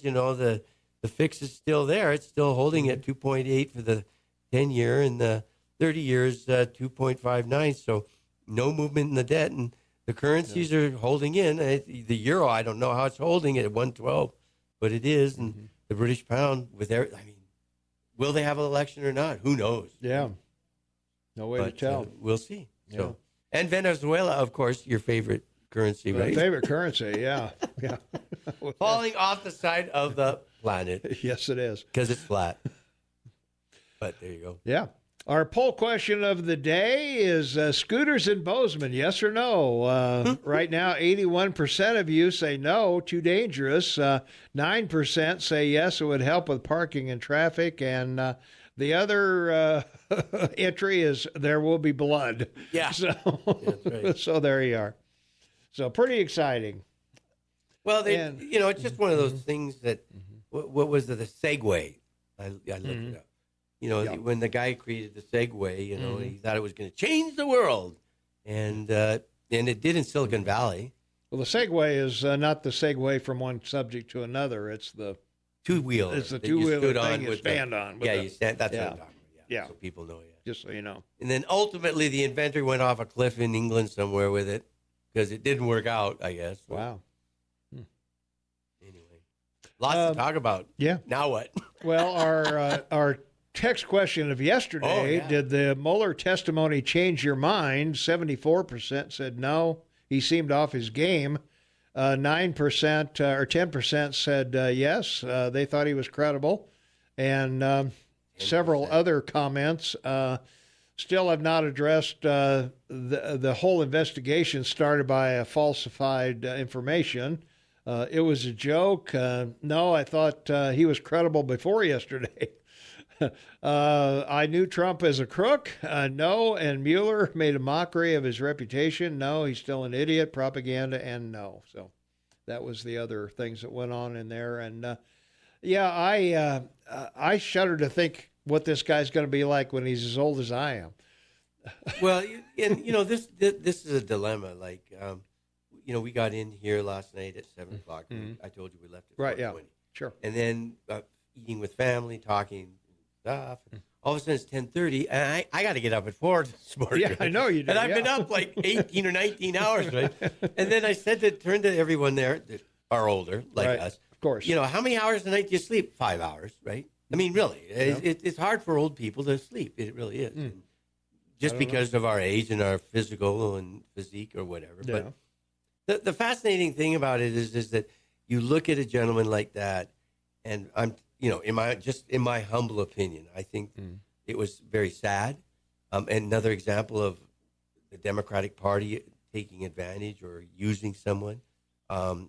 Just look, I've been in business, I've dealt with lawyers, and I've never seen anyone in a meeting like that. I mean, literally. Yeah. And if he had been in a meeting, he wouldn't have said anything. Yeah. You know what I mean? Like a senior law partner. Yeah. This guy should never have He's been. an emeritus And guy. that's right. And this guy, the way he acted during that hearing did not just occur in the last year or two. All right. I would think not. But yeah. So that means he should never have been in charge of this. He was never capable. I'm telling you, from my own business experience, this guy was not capable of running a $30 million, investigation with, and then that one question that concerned me the most of any was when he was asked by a Democrat, there were 500 interviews. How many of those did you set in? Yeah. He said none. Yeah. No, I was shocked. He was administrator. I mean, he wasn't a hands-on guy. He was just administrator. You go here, interview this person, come back. Which means Wiseman ran this whole thing. Well, yeah, pretty much, yeah. Well, and he wrote the report, obviously, and a speech in May. Yeah. Oh yeah. Okay. All right, that wraps up. We still got a full half hour to go. Shane Montalban live in the studio today, and we'll be live tonight at 6 p.m. at the Grand Tree. So come out and see us, and we'll be back with more right after the news. All right, it is 24 minutes after the hour, and Shane Montalban live in studio with me. We'll be live at the Grand Tree tonight. Tommy Galoff, your morning mayor in the house. Caller on the line. Caller, you are on the air. What's up? Well, I want to talk about nobody going to jail. Oh, my goodness. Oh, no. And here's, I'm going to start out with this. There was a statement made during the Mueller hearings by many Democrats. And the statement was, no one's above the law. Thank you. Thank you very much. Okay. Now, aren't you grateful they keep reminding everyone that? We've also heard another statement many times from the president. This should never happen to another sitting president. And that's the one that's important. Because he's correct. If something isn't done, if people do not go to jail... Well, that's what he's saying. Yeah. Right, exactly. Yeah. That if it'll keep coming. It'll keep coming. Continue on. Yeah. And it's, like the Democrats keep yelling, impeachment. He's not going to say people are going to jail. But what he's saying, it can never happen again, which basically is impeach. People should go to jail. Yeah, like someone called a couple of weeks ago and said, "What's with this women of color? What's this mean, women of color?" And I said to him, "Well, it's the new N-word, right? Saying women of color is basically a new N-word. It's a dog whistle." Right, the dog whistle. And I guess I have a question about tonight. Are you going to have name tags there? I should do that. I should get name tags. I should Absolutely. do that. I should do that. Yeah. On the name tag, put a D for Dem, C for Conservative, I for Independent, DGC for Don't Give a Crap. Yeah. Okay. All right. That sounds good. All right. Well, I was suggesting to Tom we should have lawn signs done, right? Yeah. But he said you can't put those up because it has to be you have to get permission. Remember From the city, we gotta get Krause's okay to put anything like that. We gotta get Krause's okay to put up lawn signs. Well, you could have they've got. There's only one door into that room. But it's a double door. It's a double door. Now, how many people do you think will show up? Come on, give us a shot. I think it's going to be between 50 and 75. Okay. Yeah. Not a big valley. I'm surprised. I thought it was I talked two people into going as it is. Well, good. You talked them into it? Yeah. Yep, I talked them into it. Boy, you'll have to. Man, you listen to the show all the time. Why don't you go? Yeah, why don't you go and put a face to the voice? Yeah. Yeah. That's right. You know? Meet your neighbor. Yeah. Yeah, well, one of them was my neighbor. One of them was. I berated him for about 6 seconds, and that's all it took to talk him into it. Yeah. Good. Well, we've had RSVPs from close to 50, so I mean, there's going to be some that probably plan to go and camp for some reason. Yeah, but that's two people. And I think there's probably people that are going to show up that didn't RSVP, and that's fine. But if there's 50 people, that's two people per RSVP, so that's like 100. Yeah. So. Well, I told my two buddies to RSVP. Okay. Well, good. So, yeah. Well, it's good. We just don't. We want to make sure everybody's got a place to sit, and I talked to the Grand Tree. If we have more than we estimated maybe 50 would come, but if we need more, they'll bring more tables, and they'll accommodate us. They said so. Well, they don't want to run out of twice baked potatoes and T-bones. Well, that's true. Yeah. Well, I think this is a great date night for a guy because doesn't have to sit and listen to this new girlfriend all night. He gets to sit and listen to us, right? Yeah. You can listen to us. Date night. Listen to us. He doesn't have to pay for anything. The coffee's free. Yeah. Oreos. We'll have Oreos there for you. Yeah. Doesn't have to pay for a ticket. This is a great date night. This is pretty cool. That might be why you're still single, Shane. Yeah, you're right. That is. Yeah. That's right. Well, Shane always makes the date pay for the first date because that way she'll have to go out with him again because he owes her money. That's right. It works out well. Give her an IOU. That's it. And I always cover myself by saying, well, I'll pay the tip. That's right. I owe you a night out at McDonald's. Yeah. That'll work. Burger King. Okay, gentlemen, I'll see you tonight. Look forward to it. Look forward to it. See you then. Always a pleasure. All right. We got to take a quick break. We'll be right back right after these important words. All right, 17 minutes before the top of the hour, we have a caller on the line, Shane. So let's take a phone call. 522-TALK is the number. Caller, you are on. What's up? Okay. Welcome, Shane. I'll see you tonight. And Shane and Tom, I've got a suggestion for people that order online. I know that there's a lot of people in the valley here that do order online. I don't have to be one, but friends of mine do. And there's a situation going on in the valley here again where unscrupulous folks are following these delivery vehicles in some way and then picking up the merchandise that's left on the doorsteps or property of the people that have. And I'm just saying that this is going on. I happen to be a victim of one of these situations myself, and I just like to let people know that if you've got people coming around that are trying to sell you something, and then you're on your property, you want to think about two things. Number one, the merchandise or services they're offering, but more than that, they're strangers. If you don't know them, they can possibly be spotters for the folks that are doing the real grabbing someplace else. Mm-hmm. And their communication probably, or more than likely, is to the very devices that we're talking on right now, in that if they take a picture on that property, they got a GPS location, and if that's an opportunity property for the grabbers, I'll call them, that's a way that things can get done here without your knowledge or the knowledge of anybody else. So I just say, be aware. Yeah. The bad guys are out there. Yeah, they are. There's no question about that. Yeah, thanks for the call. That's an excellent point, because more and more people, I know, we live in a subdivision where we've got a central mailbox. You go down and, get your mail there. And I see the car pulls up, it's full of Amazon packages. Yeah. I mean, FedEx is in our neighborhood all the time. So is UPS. And I know exactly what you're talking about, because they leave stuff on our back porch. Being retired, we're there most of the time, but I understand that if you're working and that package sits out there all day, people are driving around. They don't see a car in the carport or the garage or whatever. Here we go, free stuff, and it may be. Might be dog treats or who knows what, but exactly.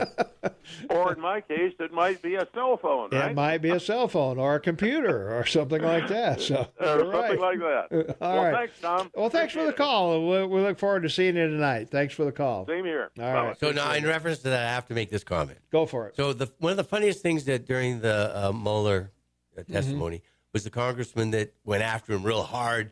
And at the end, he said, "And you wrapped this up and you put it in a paper bag and you lit it on fire and you put it on our doorstep and ran away." And I'm thinking, oh my God, I did that as a kid. Like, right?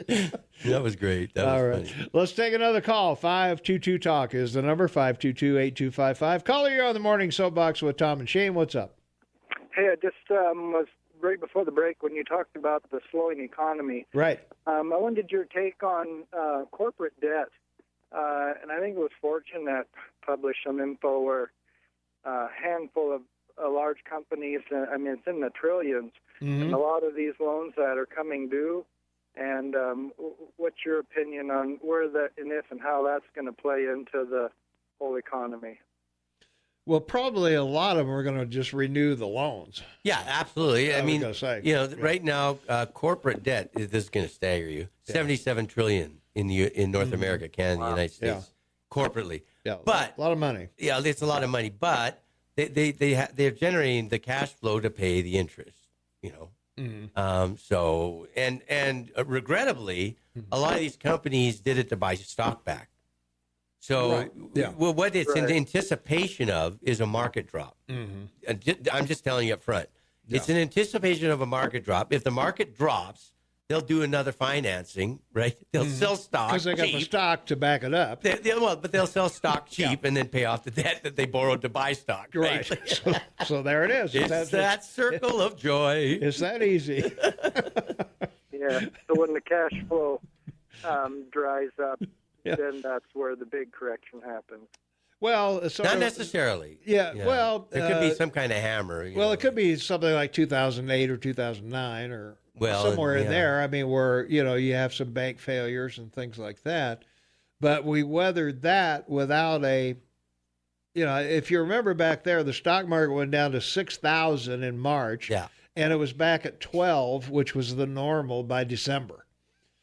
Right. And when you saw what happened last December, like instantly. Yeah. I've talked to Mike about this before on the show, and I'll say it, a marker. To me, biggest marker right now, like junk bonds in 87 and mortgage-backed securities in 08 are ETFs. I think ETFs are overheld. Exchange-traded funds. And there's just so many, and they hold so many stocks.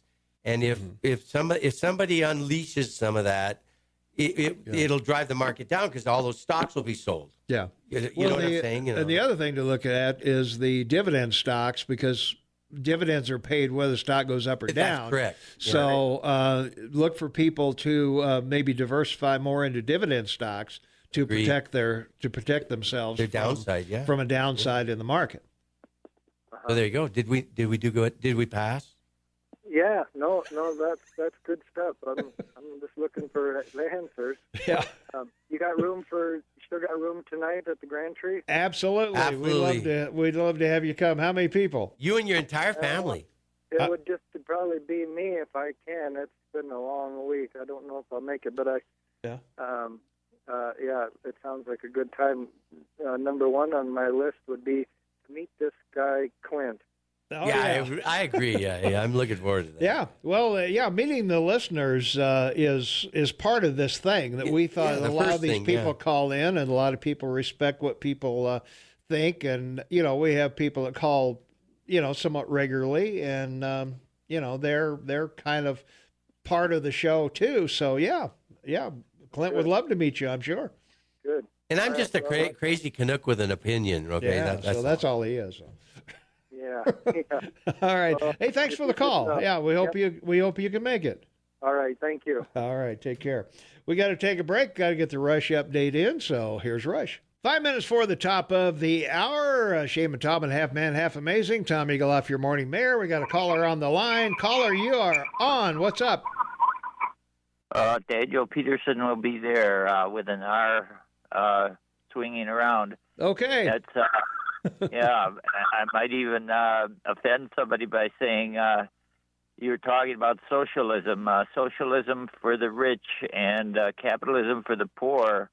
When the doctrine is you're too big to fail, they'll bail you out even though you make mistakes. You make poor choices, bad investments, and you still get propped up because you're the big boy. If we do the same thing and make mistakes, poor investors, we fail. We go bankrupt. Where this doctrine ever come from that if you're too big to fail, we're going to prop you up by the taxpayers' money. So we've sort of covered this a number of times before, but you want to hear? The bottom line is that in a capitalist economy, it's a bust and boom. I mean, it's just a cycle. And if you look at your history since 1776, you've had a depression on an average of every 50 years because it's just a cycle. What you go through. we have a recession every 10 years. Well, they call them recessions since Nixon took you off the Brentwood gold standard. Why do you have to prop up those that make the big mistakes? Let them go down, even though there's hey, listen, as a liberal, you love the government propping itself up all the time with debt. Why? What are we talking about here? Come on. What did you say I love? I said as a liberal, you probably enjoy the fact that your government props itself up with debt all the time. What are you complaining about? I'm not a liberal. You're labeling me. No, I'm not labeling you, but the comments you're making are, more liberal than conservative. Yeah. Well, I am a middle of the road independent. You can find traces of both sides. As I told you personally, one election I voted for 1/3 Republicans, 1/3 Democrats, and 1/3 Libertarians. I think for myself. Okay. Is that it? Okay. All right. All right. Thanks for the call. So what he's telling us is he has a conscience, I guess. Okay. Caller, you on the air. What's going on? Oh, I was just going to say, if you guys have enough time this morning before your show, I'm sure that if you talk to Jeff Krause with his connections and his long time in politics around here, you could probably find a way to raise taxes on the people who've been here 30 years, like the lady who had to sell her house. Oh, yeah. To pay for everybody to get that porterhouse steak tonight, and he'd find Whoa, there you go. All right, have a good day. Thanks for the call. From our text line, 478-8298. Shane, what's going on with the Deutsche Bank losing $1 billion a week? Well, we've talked about this as a marker, and the Deutsche Bank has been in financial problems like Wells Fargo in the United States, but it's one of the most notorious banks in the world because Merkel and the Germans, have issue with U.S. and they deal with the Germans or the Russians. And, they're doing their pipelines for gas and oil with the Putin.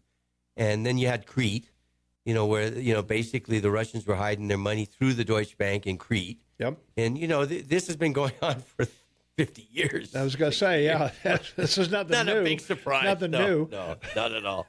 All right. Let's see. Maybe we can get one more call in here. Caller, you are on the air. What's going on?